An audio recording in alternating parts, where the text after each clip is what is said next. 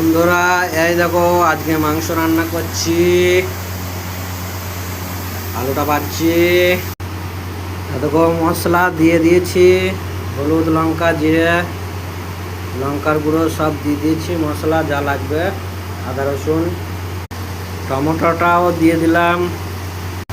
দেখো চিকেনটা দিয়ে দিচ্ছি। চিকেনটা মশলা করার পর চিকেনটা দিয়ে দিলাম।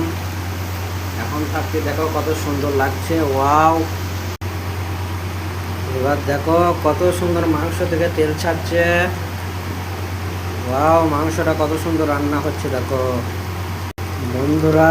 দেখো আলুটা দিয়ে দিয়েছি, প্রায় হয়ে এসেছে। এবার একটু পানি দিয়ে সেদ্ধ করে নেবো, তাহলেই হয়ে যাবে বন্ধুরা।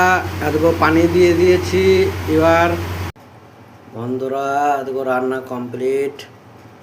কত সুন্দর লাগছে বলো। রান্নাটা ভালো লাগলে লাইক, শেয়ার, কমেন্ট করে দিও।